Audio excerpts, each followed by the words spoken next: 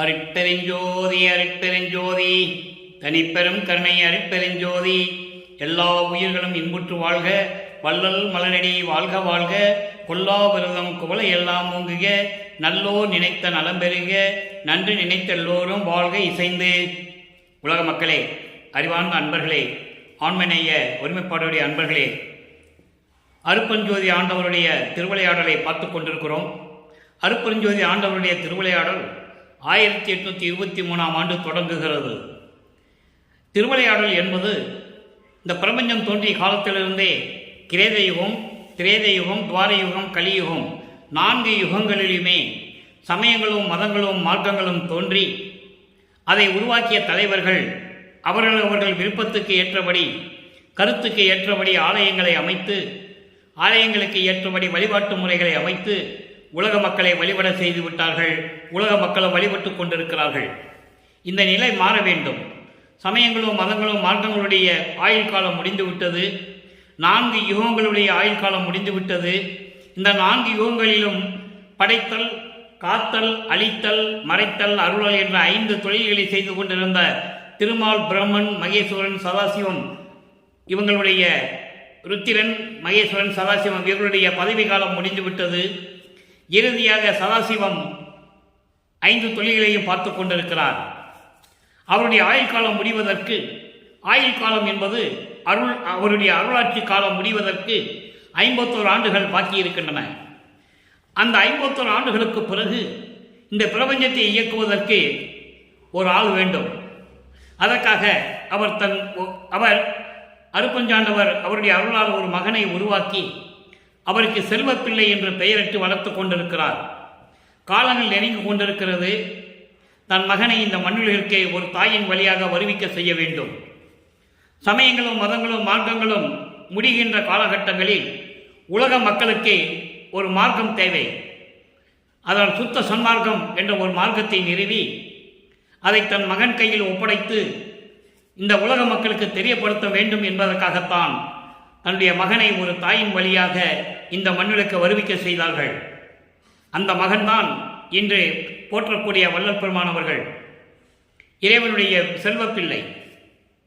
5/10/1823 மருதூரிலே ஒரு சைவ குடும்பத்திலே வாழ்ந்து கொண்டிருந்த ராமையா பிள்ளை அவர்களுக்கும் சின்னையா பிள்ளை அவர்களுக்கும் 5வது மகனாக வருவிக்க செய்தார் அருட்பெருஞ்சோதி ஆண்டவர். எப்படி வருவிக்க செய்தார் என்பது அது ஒரு பெரிய விளக்கமே இருக்கிறது. வருவிக்க செய்தார் என்ற நிலையிலிருந்து நாம் பார்ப்போம். அப்போ இந்த அருட்பெருஞ்சோதி ஆண்டவர் தன் மகனுக்கு ஆற்றலை கொடுக்க வேண்டும். அதற்காக இந்த 51 ஆண்டுகள் திருவிளையாடல் நடந்து கொண்டிருக்கிறது. 51 ஆண்டுகள் எப்படி திருவிளையாடல் நடந்து கொண்டிருக்கிறது என்பதை 1ஆம் திருமுறையிலிருந்து 4ஆம் திருமுறை வரைக்கும், அதன் பிறகு 6ஆம் திருமுறை, 5ஆம் திருமுறை என்பது தத்துவத்தினுடைய தலைவர்களை பற்றியும் பத தலைவர்களை பற்றியும் பாடலாக பாடியது 5ஆம் திருமுறை. அதனால்தான் அங்கே பிரபஞ்சத்தின் உண்மைகள்லாம் இருக்காது. போற்றி போற்றி என்று பாடியிருப்பார். இது நடந்தது உண்மை. அப்போ தன் மகனை வருவிக்க செய்தார். 8 ஆண்டுகள் வரையிலும் எந்த விதமான அருளையும் தன் மகனுக்கு கொடுக்கவில்லை. 8 ஆண்டுகள் வரையிலும் நமது பிள்ளை பெருமானவர்கள் அதாவது மன அலைவில் இருந்து கொண்டிருக்கிறார். மனம் ஒரு நிலையில் இல்லை. அந்த நிலையில் இருந்து கொண்ட போது 9வது ஆண்டிலே அருட்பெருஞ்சோதி ஆண்டவர் தன் மகனை ஆட்கொள்ளுகிறார். அப்போ இவருக்கு வருவிக்க உற்ற நிலை மட்டும் தெரிகிறது. 1ஆம் திருமுறையிலிருந்து 4ஆம் திருமுறை வரைக்கும் படிப்படியாக எப்படி இறைவன் அருளை கொடுக்கிறார் என்பதையும், தன் மகனை எப்படியெல்லாம் சமயங்களிலும் மதங்களிலும் மார்க்கங்களிலும் ஈடுபட செய்தார் என்பதையும், எப்படி திருவிளையாடல் செய்து கொண்டிருந்தார் அருட்பெருஞ்சோதி ஆண்டவர் என்பதையும் படிப்படியாக பார்க்க போகிறோம். 1ஆம் திருமுறையிலிருந்து ஒவ்வொரு பாடல், 2ஆம் திருமுறையிலும் ஒவ்வொரு பாடல், இதே போன்று 3ஆம் திருமுறை, 4ஆம் திருமுறை படிப்படியாக இறைவனிடம் எப்படி அருளை பெற்றுக்கொண்டார் என்பதை உங்களுக்கு கண்டிப்பாக விளக்கி சொல்லியாக வேண்டும். அருட்பெருஞ்சாண்டவர் திருவிளையாடலை உலக மக்களுக்கு தெரியப்படுத்த வேண்டும். இந்த பிரபஞ்சம் தோன்றிய காலத்திலிருந்தே எல்லா திருவிளையாடலையும் சொன்னார்கள். 202 ஆண்டுகளுக்கு முன்னால் நடந்த அருட்பெருஞ்சோதி ஆண்டவருடைய திருவிளையாடலை மக்களிடம் யாரும் கொண்டு போய் சேர்க்கவில்லை என்பதுதான் வேதனையான விஷயம். திருவருட்பாவிலே அந்த நிலைகள் இருக்கிறது. அதை நாம் பார்த்து கொண்டிருக்கிறோம். நல்லா கவனிங்க. இப்போ வல்லப்பமானவர்கள் 9வது ஆண்டில் இறைவனால் வருவிக்க உற்றவன் என்ற நிலை தெரிகிறது. இறைவனுடைய திருவிளையாடல் நடந்து கொண்டிருக்கின்றது மட்டும் தெரிகிறது. வேற எந்த நிலையும் அவருக்கு தெரியாது. அருட்பெருஞ்சாண்டவர் இந்த 51 ஆண்டுகளையும் 8 பிரித்து ஒவ்வொரு 8 ஆண்டுகளுக்குள் தன் மகனுக்கு எப்படியெல்லாம் அருளை கொடுக்கிறார் என்பதை தான் திருவருட்பாவிலே நாம் பார்த்து கொண்டிருக்கிறோம். இப்போ 9வது ஆண்டு ஆட்கொண்ட பிறகு நமது பிள்ளை பெருமான் வல்லப்பெருமான் எப்படி அவருடைய நிலையை விளக்குகிறார் என்பதை ஒவ்வொரு பாடலின் மூலமாக நாம் பார்க்கிறோம். இதிலிருந்து அருட்பெருஞ்சாண்டவர் எப்படி திருவிளையாடல் செய்கிறார் என்பதை நாம் உணர முடியும். 1ஆம் திருமுறை பதிகம் 6 திருவருள் முறையீடு. திருவருள் முறையீடு இறைவனிடம் முறையீடு செய்வது. நல்ல கவனிங்க. 2வது பாடல், என்னே முறை உண்டு எனில் கேள்வி உண்டு என்பர், என்னளவில் இன்னே சிறிதும் இல்லையே நின்பாள், இதற்கு என் செய்குவேன், மன்னே முக்கண் உடைய மாமணியே, இடை வைப்பரிதாம் பொன்னே, மின்னேர் சடை தன்னேரில்லா பரிபூரணனே. பாடல். வல்லப்பெருமானவர்கள் அவர் அந்த நிலையில் இருந்து கொண்டிருக்கிறார். சமயங்களும் மதங்களும் மார்க்கங்களும் சூழ்ந்திருந்த காலகட்டங்களில் இருந்து கொண்டிருக்கிறார். இந்த பாடலை நமக்கு அருளும்போது அவருடைய நிலை என்ன? 2ஆம் எட்டில் இருந்து கொண்டிருக்கிறார். 2ஆம் எட்டு என்பது வருவிக்க உற்று 16 ஆண்டுகளுக்குள் என்ன நடந்தது? 17வது ஆண்டில் இருந்து 24 ஆண்டுகளுக்குள் என்ன நடந்தது? எப்படி அருட்பெருஞ்சாண்டவர் திருவிளையாடல் செய்கிறார், எப்படி அருளை கொடுக்கிறார் என்பதை தான் நாம் பார்த்து கொண்டிருக்கிறோம். நல்லா கவனிக்கணும். அப்போ இந்த பாடலை இப்போ பார்த்தாச்சு. இந்த பாடலுடைய பொருள் பாருங்க. சமயங்களும் மதங்களும் மார்க்கங்களும் சூழ்ந்திருந்த காலகட்டங்களில் இறைவனை சிவபெருமான் என்று சொல்லுவார், தியாகராஜ பெருமான் என்று சொல்லுவார், முக்கன் உடையவன் என்று சொல்லுவார். இப்படி பல பெயர்களிலே அழைத்துக் கொண்டிருந்தார். உண்மைதான். ஏனால் அதே நிலைதான் 4 யுகங்களிலும் நடந்து கொண்டிருந்தது. அப்போ சன்மார்க்கம், சுத்த சன்மார்க்கம் யாருக்கு தெரியாது? அருட்பெருஞ்சோதி ஆண்டவர்னா யாருக்கு தெரியாது?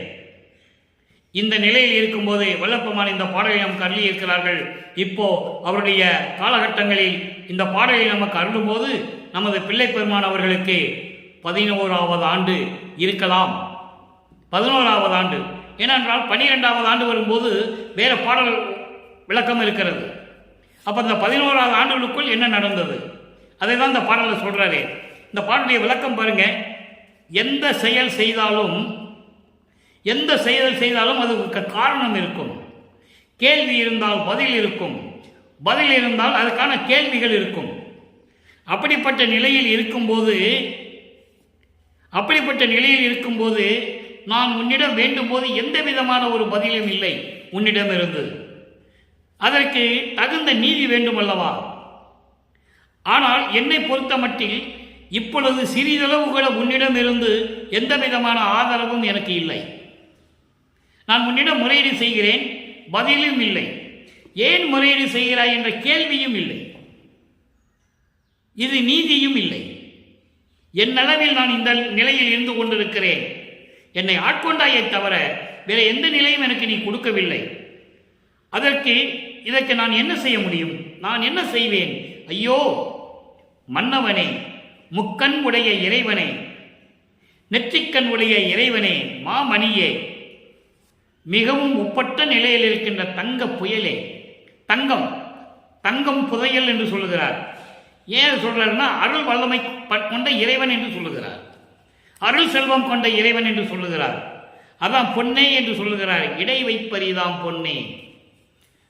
அருள் செல்வம் கொண்ட இறைவனே, மின்னல் போன்று ஒளி வீசக்கூடிய சடையை உடைய இறைவனே, யாருக்கும் நிகரில்லாது பரிபூர்ணமாக விளங்கிக் கொண்டிருக்கின்ற இறைவனே, எனக்கு எந்த விதமான பதிலும் இல்லையே, பதில் சொல்ல வேண்டும் என்ற நிலையில் இந்த பாடலை நமக்கு அருளியிருக்கிறார்கள்.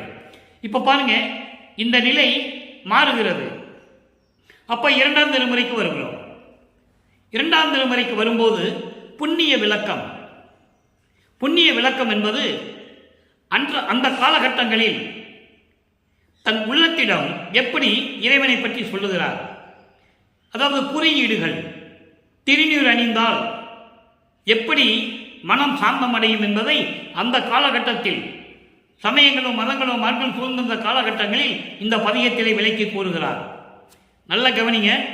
மனதிடம் சொல்லுகிறார், மனமே நீ அஞ்சாதே, மனதை ஒரு நிலையில் வைத்துக் கொண்டிரு. அதற்கு நீ என்ன செய்வாய் என்றால் சிவாய நம என்று திருநீர் இடு, திருநீர் பூசிக்கோன்னு சொல்றார். பூசிக்கோன்னு சொல்றது மட்டுமல்ல, பிள்ளைப்பெருமானவர்களும் திருநீர் பூசிக்கொண்டு இருந்தார்கள். காலத்தின் கட்டாயம். அருப்பரஞ்சோதி ஆண்டவருடைய திருவிளையாடல் நடந்து கொண்டிருக்கிறது. அதுக்கப்புறம் தான் அது வேண்டாம்னு சொல்லணும். சுத்த சன்மார்க்கம் வரும்போது இந்த குறியீடுகளாக இருக்கக்கூடாதுன்னு சொல்லணும். அப்போ இவர் முதல்ல அந்த நிலையில் இருக்கணும். இது இறைவனுடைய திருவிளையாடல் என்பதை வல்லப்பமானவர்கள் பல பாடல்களிலே அருளி இருக்கிறார்கள். அதன் பிறகுதான் இதெல்லாம் உன்னுடைய திருவிளையாடல் என்று 6ஆம் திருமுறையிலே கூறுவார். அதுக்கான விளக்கங்கள்லாம் உண்டு, நம்ம பார்க்க போறோம். இப்போ இந்த பாடல் என்ன சொல்ற பாருங்க. புண்ணிய விளக்கத்தில் 2வது பாடல். கருமால் அகற்றும் இறப்பு அதனை கலையும் நெறியும் காட்டுவிக்கும், பெருமாள் அதனால் மயக்குகின்ற பேதை மடவார் நசை அறுக்கும், அருமால் உழந்த நெஞ்சே நீ அஞ்சேல் என் மேல் ஆணை கண்டாய், திருமாலும் அயனும் தொழுது ஏத்தும் சிவாய நமா என்று இடு நீரே. மனமே, நெஞ்சே, எதற்கும் கலங்காதே, பயப்படாதே. சிவாய நமா என்று நீர் திருநீர் பூசிக்கொண்டால் இதை ஏன் சொல்லுகிறாள் என்று நீங்கள் சிந்தித்து பார்க்க வேண்டும். மனம் என்பது ஒரு குரங்கு, தாவி தாவி சென்று கொண்டிருக்கும். அந்த மனதை ஒரு நிலைப்படுத்த வேண்டும். நல்லா கவனிச்சுட்டே வரணும். நீங்கள் அந்த மனதை ஒரு நிலைப்படுத்த வேண்டும். எப்படியெல்லாம் இந்த மனம் துன்பப்படும், துன்பத்தை கொடுக்கும் என்பதை இந்த பாடலிலே விளக்கி இருக்கிறார்கள். நெஞ்சே நீ அஞ்சாதே, மனம் ஒரே நிலையில் இல்லாமல் ஓடிக்கொண்டிருக்கிறாய், ஒரு நிலையில் நிறுத்து. இதற்கு சிவாய நமா என்று திருநீர் பூசிக்கொள், திருநீர் பூசிக்கொள். அப்படி திருநீர் பூசிக்கிட்டால் தீய வினைகளை நீக்கும், அதற்கான வழிமுறைகளையும் காட்டும், மாயைகளினால் வரக்கூடிய மயக்கத்தையும் காமத்தினால் பெண்களின் மேல் ஏற்பட்ட ஆசையை நீக்கும். அப்படிப்பட்ட ஆசையை நீக்கும். உலகியல் வாழ்க்கையிலே மயங்கி திரிந்து கொண்டிருக்கும் மனமே, உலகியல் வாழ்க்கையில் ஒரு நிலையில் இல்லாமல் திரிந்து கொண்டிருக்கின்ற மனமே, நீ எதற்கும் பயப்பட வேண்டாம், இது என்மேல் சத்தியம் என்பதை நீ அறிந்து கொள்வாயாக. திருமாலும் பிரம்மனும் தொழுது ஏற்றக்கூடிய, அதாவது போற்றி வணங்கக்கூடிய, சிவாய நமா என்று போற்றி வணங்குகின்ற கொண்டிருக்கிறார்கள். எனவே நீயும் சிவாய நமா என்று சொல்லி திருநீர் பூசிக்கொள்ளுவாயாக என்று மனதிடம் சொல்லுகிறார். மனதை கட்டுப்படுத்த வேண்டும். இந்த நிலை ஏற்படும் போது 2ஆம் திருமுறையிலே இந்த பாடலிலே வள்ளற்பெருமான் கூறுவது என்னவென்றால், சமயங்களும் மதங்களும் மார்க்கங்களும் சூழ்ந்திருந்த காலகட்டங்களில் இறைவனுடைய திருவிளையாடலினால் இது நடக்கிறது. இவரும் திருநீர் பூசிக்கொள்ளுகிறார், கழுத்திலே உத்தராட்ச மாலையை போட்டுக் கொள்ளுகிறார், கடுக்கான் போட்டுக் கொண்டிருக்கிறார்.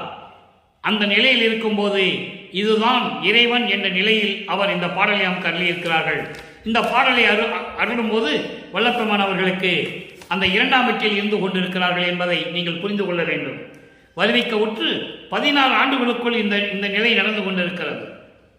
அதன் பிறகு 3ஆம் திருமுறை வரும்போது வல்லப்பெருமான் அவர்கள் 3வது எட்டிலே இருந்து கொண்டிருக்கிறார்.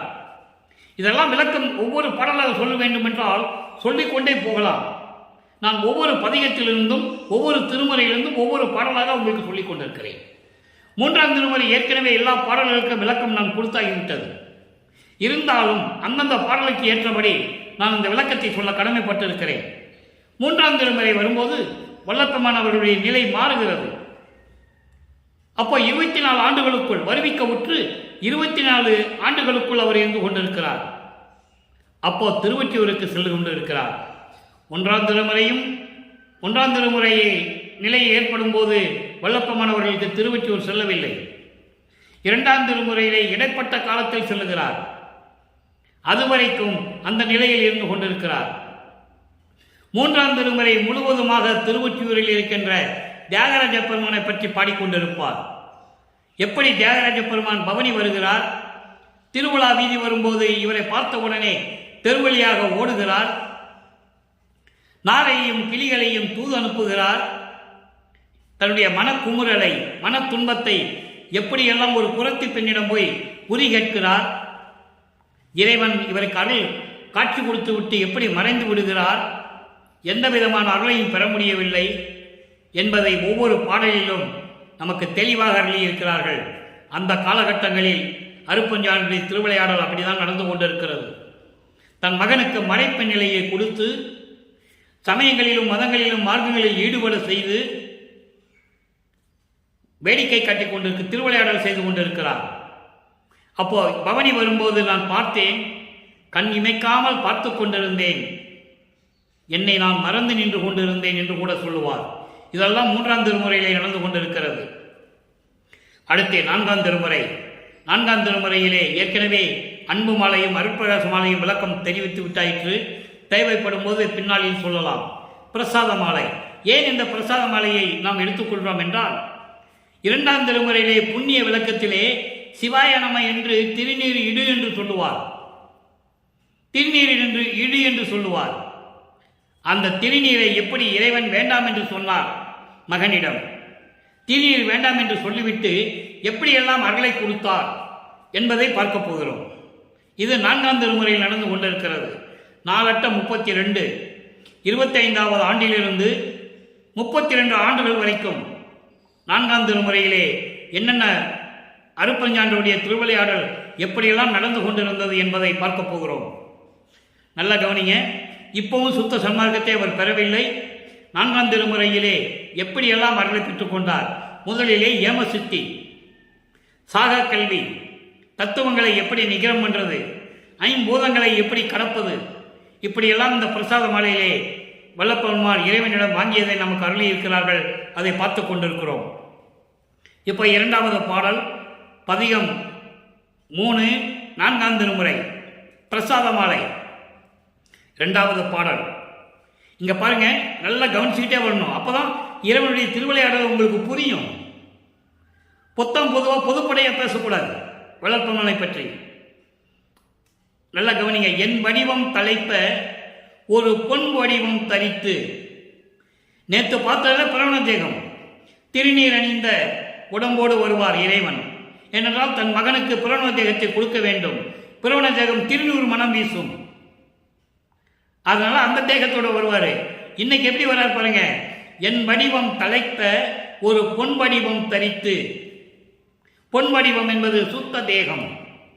பொன் வடிவம் தரித்து என் முன் அடைந்து என்னை நோக்கி இளநகை செய்து அருளி. தன் வடிவம் திருநீற்று தனிப்பையை அவிழ்த்து எனக்கு தகும் சுடற்பூ அளிக்க. திருநீர் கொடுக்கல, சுடற்பூ அளிக்க நான் தான் வாங்கி கழித்து மின்படிவ பெருந்தகையே திருநீரும் தருதல் வேண்டுமென நான் கேட்க முன்னர் அது விரும்பி அளித்தனும் நாம் உன் வடிவில் காண்டி என உரைத்து அருளி நின்றாய். ஒளி நடஞ்சை அம்பலத்தே வெளிநடம் செய் அரசே. இது பாடல். இந்த பாடலுடைய விளக்கம் மட்டும் பாருங்க, ரொம்ப தெளிவா இருக்கும் விளக்கம். என் தேகம் நலம் பெற வேண்டும் என்பதற்காக, என் தேகத்தை மேன்மடைய செய்ய வேண்டும் என்பதற்காக ஒரு சுத்த தேகத்தோடு என் முன் எழுந்தருளி என்னை நோக்கி புன்னகை செய்து திருநீர் பையை அவிழ்த்து அதில் இருக்கின்ற அருளுடைய ஒரு சுடற்பூ அளிக்கவும் நான் அதை வாங்கிக் கொண்டேன். மிகவும் மகிழ்ந்து வாங்கிக் கொண்டேன். வாங்கிக் கொண்ட பிறகு ஒளி வடிவமாக இருக்கின்ற மின்னல் போன்று ஒளி வடிவமாக இருக்கின்ற பெருந்தகையே இறைவனே எனக்கு திருநீரும் தருதல் வேண்டும் என்று நான் கேட்டேன். உடனே இறைவன் என்ன சொல்கிறார்? ஏற்கனவே உனக்கு முன்னர் கொடுத்து விட்டோம். எப்போ? 2 எட்டுகள் வரைக்கும் 16 ஆண்டுகளுக்குள் உனக்கு எல்லாம் முடிஞ்சிருச்சு, கொடுத்து விட்டோம். முன்னர் கொடுத்து விட்டோம். இப்போது உன் உடம்பை பார், சுத்த தேகம், அதை நீ அறிந்து கொள்வாயாக. இனிமேல் உனக்கு திருநீர் தேவையில்லை. அப்பா அவர் திருநூறு பூசல. நல்லா கவனிச்சுக்கணும். நீங்க திருநூல் உன் வடிவில் காண்டி என உரைத்து அருளி நின்றாய். ஒளி நடம் செய் அம்பலத்தே வெளியில், அம்பலத்திலே திருச்சிற்றம்பலத்திலே ஒளி வீசிக்கொண்டு, பரிபூர்ணமாக ஒளி வீசிக்கொண்டு அருளாட்சி செய்து கொண்டிருக்கின்ற அரசை என்று சொல்லி இந்த பாடலை நமக்கு அருளி இருக்கிறார்கள். ஆக இறைவன் வருகிறார், சுத்த தேகத்தோடு வருகிறார். அதான் பொன் வடிவம் என்று சொல்லுகிறார். தன் மகனிடம் திருநீர் பை, திருநீர் பை என்பது சுருக்கு பை. அந்த காலத்தில் பை வச்சிருந்தாலே சொல்லுவாங்க, உள்ள திருநீர் வச்சிருக்கியான்னு கேட்பாங்க. அப்போ அந்த திருநீர் பையை இறைவன் திறந்து ஒரு பூ கொடுக்கிறார், சுடற்பூ. அருள் கொடுக்கக்கூடிய ஒரு கொடை என்று சொல்லலாம். அதை தான் பூ என்று சொல்லுகிறார். அப்போ சுத்த தேகத்தை அளிக்கக்கூடிய ஒரு அருள் கொடையை, அந்த பூவை அவர் கொடுக்கிறார். இனிமேல் உனக்கு திருநீர் தேவையில்லை, அவசியம் இல்லை, உன் தேகம் சுத்த தேகம், அதனால் தேவையில்லை என்று சொல்லி, இது இனிமேல் இந்த தேகத்தில் நீ உன்னுடைய தேகத்தை பார்த்துக் கொள்வாயாக என்று சொல்லி சுத்த தேகத்தை கொடுத்து விட்டு அருளை நின்றாய் என்று சொல்கிறார். ஆக 4ஆம் திருமுறை வரும்போது 4:32 இந்த 4ஆம் திருமுறையில் தான் எல்லா நிகழ்வுகளும் நடைகிறது. 4ஆம் திருமுறையிலே சுத்த தேகத்தை கொடுத்து விட்டேன் என்று சொல்லி இறைவன் சென்ற பிறகு 27வது ஆண்டில், அதாவது வல்லற்பமானுக்கு வயது இல்லை, அவர் ஒவ்வொரு யுகத்திலையும் இருந்தவர். வருவிக்கூற்று ஆண்டிலிருந்து 27வது ஆண்டில்தான் தனக்கோடி அம்மையாருக்கு தாலி கட்டுகிறார். திருமணம் நடந்து கொண்டிருக்கிறது. அங்கேயும் அருட்பெருஞ்சாண்டவர் திருவிளையாடல் செய்கிறார். திருமணத்திற்கு அருட்பெருஞ்சோதி ஆண்டவரும் சிவகாமி வள்ளியும் வரவில்லை என பாடலிலே சொல்லுவார். என்னை பெற்றவர்கள் வரவில்லை என்று சொல்லுவார். நல்ல கவனிக்க, நீங்க பாடல் இருக்கு, அருட்பக சமாலையில் இருக்கு. அப்போ மனப்போது வீற்றிருந்தான் மாலையன் மற்றவர் யாவரும். திருமணத்தின் போது திருமால், பிரம்மன், வானவர்கள் எல்லாம் வீற்றிருந்தார்கள், என்னை வாழ்த்தினார்கள். ஆனால் நீயும் என் தந்தையும் தாயும், தந்தையாகிய நீயும் தாயும் வரவில்லை. என் மனம் எப்படி துன்பப்பட்டது தெரியுமா என்று சொல்லுவார். அப்போ அங்கு இறைவனுடைய திருவிளையாடல் நடந்து கொண்டிருக்கிறது. அப்போ 6ஆம் திருமுறைக்கு வரும்போது 33 ஆண்டுகளுக்கு பிறகு, வருவிக்கப்பட்ட 33 ஆண்டுகளுக்கு பிறகு இறைவன் இரட்டை குதிரை மாட்டின தேர்தலில் வந்து ஆசீர்வாதம் பண்ணிட்டு போறார். இதெல்லாம் இறைவனுடைய திருவிளையாடல் நடந்து கொண்டிருக்கிறது. இப்போ 4ஆம் திருமுறையிலே இந்த பாடலுடைய விளக்கத்தை பார்த்துட்டோம். இறைவன் திருநீர் பையை அவுத்து திருநீர் கொடுக்கல, சுடற்பூ கொடுத்தார்.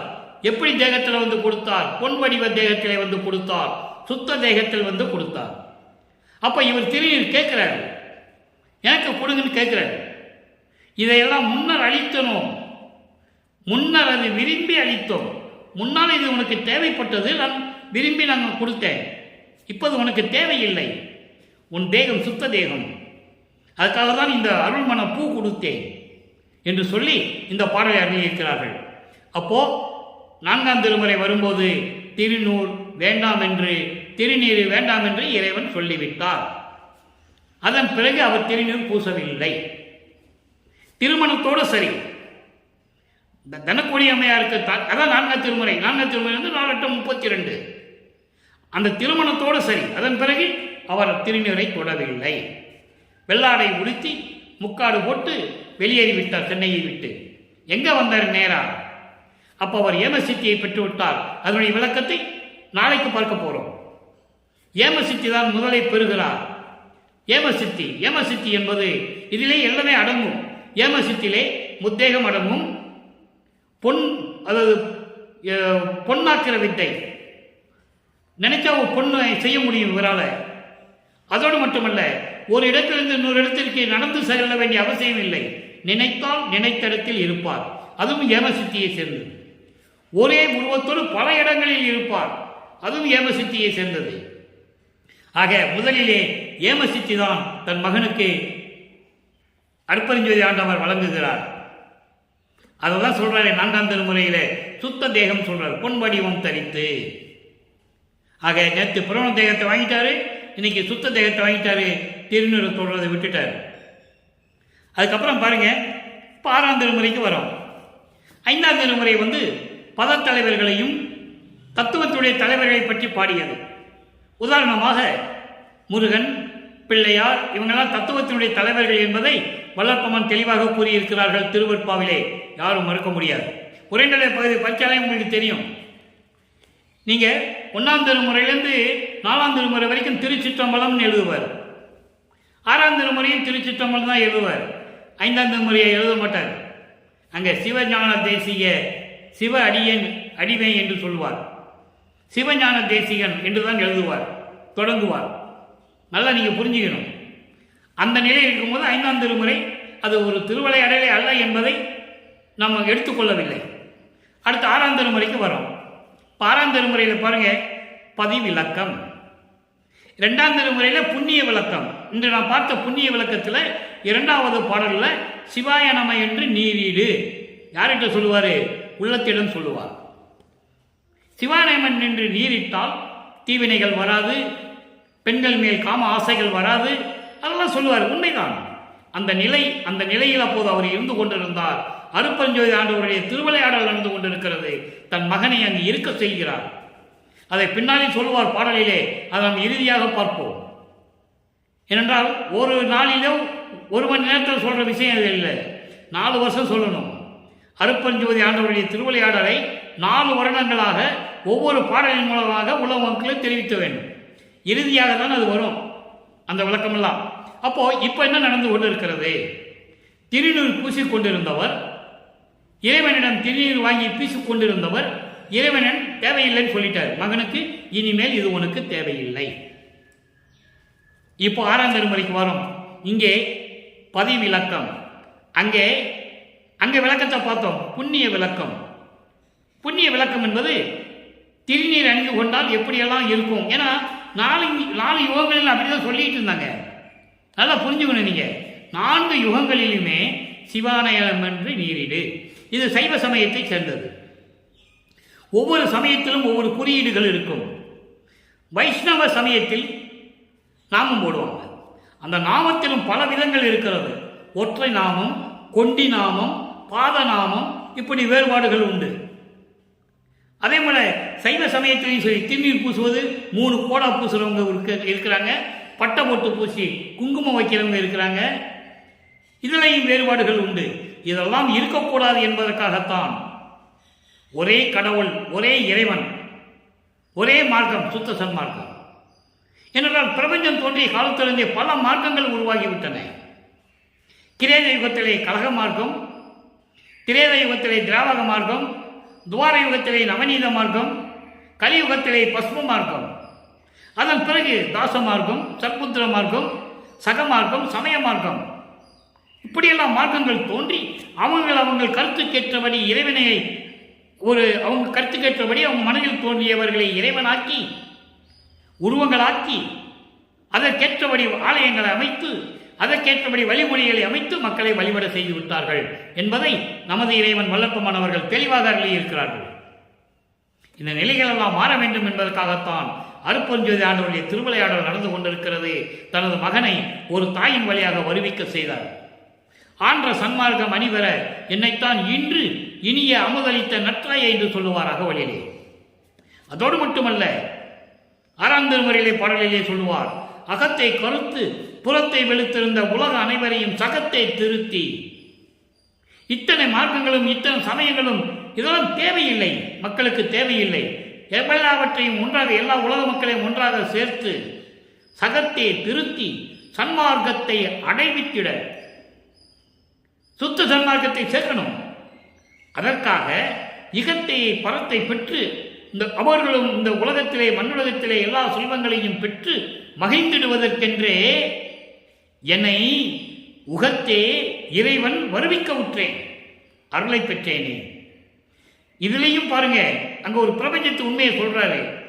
இறைவன் வருவிக்க உற்றேன்னு சொல்லிட்டு போலாம்ல, ஏன் அருளை பெற்றேன்னு சொல்றாரு? வருவிக்க உற்றதிலிருந்து நான் சமயங்களிலும் மதங்களிலும் மார்க்கங்களிலும் இருந்து கொண்டிருந்தேன். நல்லா கவனிக்கணும். நீங்க இறைவன் வருவிக்க உற்றேன், அருளை பெற்றேன் என்று சொல்லுவார். அப்போ சமயங்களிலும் மதங்களிலும் மார்க்கங்களிலும் இருந்து கொண்டு என் தந்தை என்னை இருக்க செய்து, இதெல்லாம் அவருடைய திருவிளையாடல், என் குற்றம் ஒன்றுமில்லை என்று சொல்லுவார். எனக்கு எந்த விதமான குற்றம் இல்லை, எல்லாம் நீதானே என்று சொல்லுவார். அதன் பிறகு சுத்த சன்மார்க்கத்தை கொடுத்த பிறகு நான் அருளை பெற்றுக் கொண்டேன், இந்த பிரபஞ்சத்தை இயக்கிக் கொண்டிருக்கிறேன் என்று சொல்லுவார். இப்ப பாருங்க, 6ஆம் திருமுறைக்கு உள்ள வரும் பதிவிலக்கம். அங்கே முக்கன் உடைய இறைவன் சிவபெருமான் எல்லாம் சொல்லுவாரு. 4ஆம் திருமுறை வரைக்கும் அங்கே அருப்பதிஞ்சோதி சொல்ல மாட்டாரு, சத்தியஞான சபை வடலூர் சொல்ல மாட்டாரு, இல்லை. ஏனென்றால் அப்போ அவருக்கு அந்த நிலை மட்டும்தான் தெரியும், அந்த நிலை மட்டும்தான் தெரியும். சுத்த சன்மார்க்கம் தெரியாது அப்போ அவருக்கு. அது திருவருட்பாவிலே நாம் கண்ட உண்மை. அப்போ வடலூர் 4 திருமுறை வரைக்கும் வடலூர் சத்தியஞான சபைன்னு சொல்ல மாட்டார். ஏன்னா இறைவனுடைய திருவிளையாடல் இன்னும் நடக்கலை, அது நம்ம அது பின்னால் தான் வரப்போகிறோம். இப்போ 6ஆம் திருமுறையிலே பதிவிலக்கம் 2வது பாடல். எப்படிப்பட்ட இறைவன்? ஒரே இறைவன். அந்த இறைவன் எப்படிப்பட்டவர்? நல்லா கவனிங்க. வண்ணமிகு பூதவெளி பகுதி வெளி முதலாம் வகுக்கும்படி வெளிகளெல்லாம் மயங்கி வெளியாகி எண்ணம் ஒரு மாமவுன வெளியாகி அதன் மேல் இசைத்த பரவெளியாகி இயல் உபய வெளியாய். பூரா வெளிகளே சொல்வார். நல்லா கவனிச்சுட்டே வரணும், இதெல்லாம் சொல்லணும், உலக மக்கள் தெரிஞ்சுக்கணும். அருப்பஞ்சாருடைய நிலை உலக மக்களுக்கு தெரியப்படுத்த வேண்டும். இயல் உபய வெளியாய் அன்னொரும் சிற்பர வெளியாய் தற்பரமாம் வெளியாய் அமர்ந்த பெருவெளியாகி அருள் இன்ப வெளியாய் அருள் இன்ப வெளியாய் திண்ணமுறும் தனி இயற்கை உண்மை வெளியான திருச்சிற்றம்பலத்திலே தெய்வம் ஒன்றே கண்டீர். திருச்சிற்றம்பலத்திலே தெய்வம், ஒரே தெய்வம், அருப்பெருஞ்சோதி ஆண்டவர் கண்டீர் என்று சொல்லுகிறார். இப்போ இதனுடைய விளக்கம் பாருங்க. வண்ணமிகும் பூதவெளி, ஐம்பூதங்களுக்கு வெளி உண்டு. நிலம், நீர், நெருப்பு, காற்று, ஆகாயம். இந்த பூத வெளிகள், பல வகையான பூத வெளிகள் உண்டு. அந்த பூத வெளியுடைய பகுதி வெளிகள் உண்டு. பகுதி வெளிகள் என்ன? பூத வெளிகளோடு தொடர்பு கொண்டது. இப்போ நீங்க தத்துவங்களை சொல்லும் போதே 5 தத்துவங்கள், அதாவது நிலம், நீர், நெருப்பு, காற்று, ஆகாயம், இது ஆன்ம தத்துவத்தில் வரும். இந்த 5 தத்துவங்களுக்கும் உட்கருவிகள் உண்டு. நிலம் என்ற தத்துவத்திற்கு, பூத தத்துவத்திற்கு 5 உட்கருவிகள் உண்டு. இப்படி ஒவ்வொரு தத்துவத்துக்கும் உட்கருவிகள் உண்டு. மொத்தம் 90 உட்கருவிகள். அதை தான் தத்துவிகள் என்று சொல்லுவார். 36 தத்துவங்கள். இந்த 36 தத்துவங்களுடைய உட்கருவிகள் 90. அதை தான் தத்துவிகள் என்று சொல்லுவார் வெள்ளப்பமன் அவர்கள். அப்படி பூத வெளிகளும், இந்த பூத வெளிகளுக்குள் தொடர்பு கொண்ட பகுதி வெளிகள், அந்த பகுதி வெளிகளும் எல்லாம் இருக்கின்ற மாமௌன வெளியாகி, மாமௌன வெளி என்பது வெட்ட வெளி, பெரிய வெட்டவெளி, வெட்ட வெளியாகி அதன் மேல் சொல்லப்படும் இசைத்த என்று சொல்லுவார். இசைத்த என்பது சொல்லப்படும், அதன் மேல் சொல்லப்படும் பரவெளியாகி, பரவெளி சுத்த தேகத்துக்குரியது. அண்டங்களிலே பரவெளி, பிண்டங்களிலே சுத்த தேகம். பரவெளியாகி இயல் உபய வெளியாய், அதனோடு தொடர்பு கொண்ட, பரவெளியோடு தொடர்பு கொண்ட பரம்பரவெளி, பராபரவெளி. நல்லா கவனிக்க. நீங்க பரவெளிக்கு தொடர்பு உள்ளது பரம்பரவெளி, பராபரவெளி. பரம்பரவெளி பிரபல தேகத்துக்குரியது, பராபரவெளி ஞான தேகத்துக்குரியது.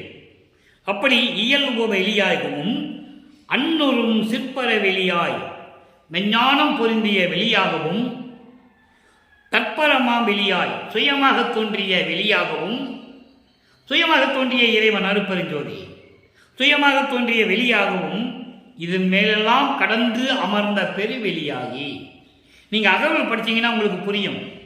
முதல்ல பரவெளியை சொல்லுவாரு, அப்புறம் பரம்பர வெளியை சொல்லுவாரு, பராபர வெளியை சொல்லுவாரு, அதுக்கப்புறம் தான் பெருவெளியை சொல்லுவாரு, அதுக்கப்புறம் பெரு சுக வெளின்னு சொல்லுவாரு.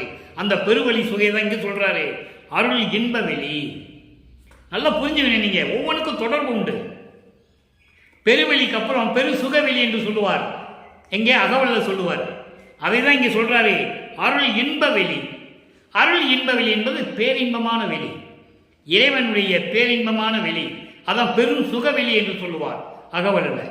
அப்படிப்பட்ட வெளியாகவும் திண்ணமுறும் என்பது அருள் வல்லமை கொண்ட இயற்கை உண்மை வெளியாய் இயற்கை உண்மை விளக்கக் கடவுளாக விளங்கக்கூடிய திருச்சிற்றம்பலத்திலே இருக்கின்ற இறைவன் அருட்பெருஞ்சோதி ஒருவரே. அழகா சொல்றாரு விளக்கம், நல்லா புரிஞ்சுக்கணும். இயற்கை உண்மை விளக்கக் கடவுள் என்று சொல்லுவார் அருட்பெருஞ்சோதியை. பேருபதேசத்தில் படிச்சீங்கன்னா அடிக்கடி வரும்.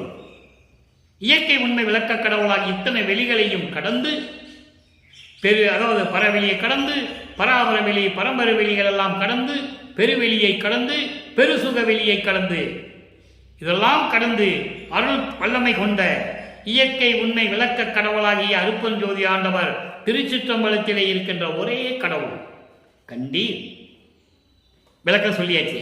இப்போ பதிவு விளக்கம் சொல்லியாச்சு. அங்கே புண்ணிய விளக்கத்தில் திருநூறு பூசணும்னு சொல்லுவார். நிலைகள் மாறுகிறது. அருட்பெருஞ்சோதியுடைய திருவிளையாடல் தொடர்ந்து கொண்டு இருக்கிறது.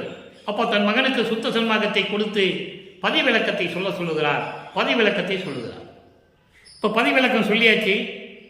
திருவருள் விளைதல். இப்போ அருளை கேட்கணும்ல, அங்கே ஒன்றும் நடக்காது. சமயங்களிலும் மதங்களிலும் மார்களில் இருக்கும்போது ஒரு அருளையும் பெற முடியாது. அதை தான் பேருபதேசத்திலே சன்மார்க்க கொடியை கட்டி பேருபதேசம் செய்யும் போது நமது இறைவன் வல்லப்பெருமான் தெளிவாக கூறியிருப்பார்கள். நானும் சமயங்களிலும் மதங்களிலும் மார்க்கங்களில் பற்று கொண்டிருந்தேன் என்பது எல்லாருக்கும் தெரியும். மிகப்பெரிய பற்று கொண்டிருந்தேன், எல்லாருக்கும் தெரியும். அப்போ எனக்கு எந்த லாபமும் கிடைக்கவில்லை. லாபம் என்பது எந்த அருளும் எனக்கு கிடைக்கவில்லை. அதை விட்டதனால் எனக்கு பேரின்ப லாபம் கிடைத்தது. தயவு தயவு தயவு கிடைத்தது எனக்கு என்று சொல்லுவார் சுத்த சன்மார்க்கத்தை பெற்ற பிறகு. அப்போ அதுக்கடுத்து இப்போ திருவருள் விளைதல். 2வது பாடல் பதிகம் 13 திருவருள் விளைதல். அருட்பெருஞ்சோதியுடைய திருவிளையாடல் தொடர்ந்து கொண்டு இருக்கிறது. இப்போ கேட்கிறாரு, அறிவிலே தன்னை தாழ்த்தி கொள்ளுகிறார். ஏன் நான் சமயங்களிலும் மதங்களிலும் மார்க்கங்களில் இருந்தேன் சொல்லும்போது எனக்கு அப்போ அற்ப அறிவாக இருந்தது என்று சொல்லுவார். நீங்கள் உரைநடையில் உபதேசம் பேருபதேசம் படித்தீங்கன்னா உங்களுக்கு புரியும். அற்ப அறிவு என்பது அவர் அறிவு இல்லாமல் இல்லை. அற்பறிவு என்பது எனக்கு மறைப்பு நிலை இருந்தது. அருட்பெருஞ்சோதி ஆண்டவருடைய திருவிளையாடல் நடந்து கொண்டிருந்தது. அப்போ எனக்கு அருட்பெருஞ்சாண்டவர் மறைப்பு நிலையை கொடுத்திருந்தார். மறைப்பு என்பது மெஞ்ஞானத்தை மறைப்பது, பிரபஞ்சத்தின் உண்மையை மறைப்பது. அந்த நிலையை மறைத்து கொண்டிருந்ததனால் நானும் 4 யுகங்களிலே எப்படி இருந்தார்களோ அதே போன்று நானும் சமயங்களிலும் மதங்களிலும் மார்க்கங்களில் பற்றுக்கொண்டு இருந்தேன். அப்போ எனக்கு அற்ப அறிவாக இருந்தது என்று சொல்லுவார். அதை இங்கு அறிவிலேன் என்று சொல்லுகிறார். அறிவிலேன் அறிந்தாருக்கு அடிவன புரியேன். நான் அறிவில்லாதவன். அப்போ எனக்கு சுத்த சன்மார்க்க அறிவு இல்லை, உண்மைதான். ஆனால் அறிந்தாருக்கு உன்னை அறிந்து வணங்குகின்றவர்களுக்கு நான் சேவை செய்ய விருப்பமில்லை, சேவை செய்யவில்லை, பணி செய்யவில்லை, தொண்டு செய்யவில்லை என்று சொல்கிறார். அச்சமும் அவலமும் உடையே.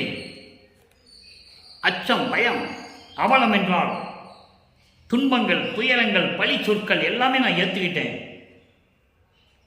நான். அச்சமும் அவலமும் உடையேன் செறிவிலேன். மனதை அடக்கத் தெரியாதவன் மனம் சொன்னபடி கேட்டுக்கொண்டிருந்தேன். பொதுவாம் தெய்வம் நீ, எல்லா உயிர்களுக்கும் பொதுவானவன் நீ, எல்லா உயிர்களுக்கும் பொதுவான இறைவன் நீ. நினது திருவுளத்து என்னை நினையேல், உன்னுடைய திருவுள்ளத்தில் என்னை நினைக்காவிட்டால் எரிவிலேன் என்றால் நினைக்காவிட்டாலும் கூட உன்னை நான் வெறுக்க மாட்டேன், உன்னை விட்டு விலக மாட்டேன். நீ உன்னுடைய திருவுளத்தில் நினைக்காவிட்டாலும் சரி, நான் உன்னை விட்டு விலக மாட்டேன், உன்னை விட்டு பிரிய மாட்டேன். அடுத்து சொல்லுவார் பாருங்க, சிறியேன் எங்கனம் புகுவேன். நான் உன் மகன் அல்லவா, நான் எங்கே போவேன், யாரை நம்பி போவேன், எனக்கு யார் இருக்கா துணைக்கு என்று சொல்லுகிறார். பிரிவிலேன் பிரிந்தால் உயிர் தரிக்கிலே. உன்னை நான் விட்டு விலக மாட்டேன், பிரிய மாட்டேன். பிரிந்து விட்டால் என்னை விட்டு உயிர் பிரிந்து விடும். நான் உயிரோடு இருக்க மாட்டேன். இதெல்லாம் என்னால் சகித்துக் கொள்ள முடியாது என்று சொல்லுகிறார். என் பிழை பொறுத்து அருள்வது உன் கடனே. என் பிழை பொறுத்து, பிழை என்பது இவர் பிழை செய்யவில்லை. இறைவன் இருக்க சொன்னார், சமயங்களிலும் மதங்களிலும் மார்க்கங்களில் இருக்க சொன்னார், இருந்தாலும் அந்த குற்றங்களை, அந்த தவறுகளை பொறுத்து எனக்கு அருள்வது உனது கடனே என்று சொல்லுகிறார். எவ்வளவு அற்புதம் பாருங்க. அப்போ இறைவனுடைய திருவிளையாடல் எப்படி நடந்து கொண்டிருக்கிறது படிப்படியா நல்லா புரிஞ்சுக்கணும் நீங்க. அப்போ இந்த நிலையில் இருக்கும்போது இறைவன் வந்து ஆண்டு கொண்டதை சொல்லுகிறார். நல்லா கவனிக்கணும். இறைவன் வந்து எப்படி ஆண்டு கொண்டார், இன்னும் தொடர்கிறது திருவிளையாடல். இந்த நிலைகள் மாறும்போது ஒவ்வொரு நிலைக்கும் எப்படி வந்தது என்பதை பார்த்து கொண்டிருக்கிறோம். எப்படி நடந்தது, அருட்பெருஞ்சாண்டிய திருவிளையாடல் எப்படி நடந்தது என்பதை பார்த்து கொண்டிருக்கிறோம். இப்போ திருவருள் விளைதல் பார்த்துட்டோம். எனக்கு என் பிழைகள் எல்லாம் பொறுத்து என்னை ஆட்பது, எனக்கு அருளை கொடுப்பது உனது கடன், அது உனது கடமை என்று சொல்லுகிறார். இப்போ பதிகம் 48 இரண்டாவது பாடல், ஆண்டு அருளிய அருமையை வியத்தல். இறைவன் என்னை எப்படி ஆண்டு கொண்டார் என்பதை சொல்லுகிறார். நல்லா கவனிங்க. அங்க முக்கன் சிவபெருமன் என்று சொல்லுவார். அந்த நிலை அப்போதான் நடந்துகிட்டு இருக்கு. அந்த திருவிளையாடல், அருட்பெருஞ்சாண்டி திருவிளையாடல் நடந்து கொண்டு இருக்கிறது. அப்போ அவங்க அப்படிதான் சொல்லி ஆகணும். இப்போ எப்படி சொல்றாரு பாருங்க, அம்மையே என்கோ. என்கோ என்று சொன்னால் என்று சொல்லுவதா, உன்னை அம்மா என்று சொல்லுவதா, அப்பனே என்கோ அப்பா என்று சொல்லுவதா, அருட்பெருஞ்சோதியே என்று சொல்லுவதா, அருட்பெருஞ்சோதியே என்கோ அருட்பெருஞ்சோதி என்று சொல்லுவதா, செம்மையே எல்லாம் வல்ல சித்து என்று சொல்லுவதா, எல்லா அருளாற்றலையும் பெற்றுக்கொண்ட வல்லமை படைத்த இறைவன் என்று சொல்லுவதா, திருச்சிற்றம்பலத்து அமுது என்று சொல்லுவதா, திருச்சிற்றம்பலத்து அமுது என்கோ திருச்சிற்றம்பலத்தில் இருக்கின்ற அமுது போன்ற இறைவன் என்று சொல்லுவதா, தம்மையே உணர்ந்தால் உள்ளத்து ஒளி என்கோ உன்னை உணர்ந்தவர்களின் உள்ளங்களிலே ஒளிர்ந்து கொண்டிருக்கின்ற, அதாவது ஒளி வீசிக் கொண்டிருக்கின்ற இறைவன் என்று சொல்லுவதா, ஒளி என்று சொல்லுவதா, தமியனேன் தனித்துணை என்கோ. தமியனேன் என்பது உன்னாலே இந்த மண்ணுக்கு வருவிக்க உற்று தனித்து விடப்பட்ட இந்த மகனின் ஒப்பற்ற துணை என்று உன்னை நான் சொல்லுவதா. அதான் சொல்றார் இங்கே, தமியனேன் சொல்றார். தமியனேன் என்றால் தனித்து விடப்பட்டவன். உன்னாலே இந்த மண்ணுக்கு வருவிக்க செய்து என்னை தனியாக விட்டுவிட்டு சென்றாயே, அப்படி தனிப்பட்ட நிலையில் இருக்கின்ற இந்த மகனுக்கு ஒரு சிறப்பான துணை என்று சொல்லுவதா. இம்மையே அழியா திருவுரு அளித்து இங்கு என்னை ஆண்டு அருளிய நின்னையே. இம்மையை என்பது உன்னாலே இந்த மண்ணிற்கு வருவிக்க உற்று, உன்னாலே வருவிக்க உற்றால்தானே இந்த மனித உடம்பு என்னால் எடுக்க முடிந்தது. இந்த மனித உடம்பு, அழியக்கூடிய இந்த மனித உடம்பை இந்த மண்ணுலகிலே எல்லாரும் பார்க்கும்படி, விண்ணுலகமும் மண்ணுலகமும் பார்க்கும்படி என்னை அழிவுறாத உடம்பாக்கி நீ மாற்றித் தர வேண்டும் என்று நான் உன்னை சொன்னேன், நீ கொடுத்து விட்டாய். ஆண்டு அருளிய உன்னை என்று சொல்லுகிறார்.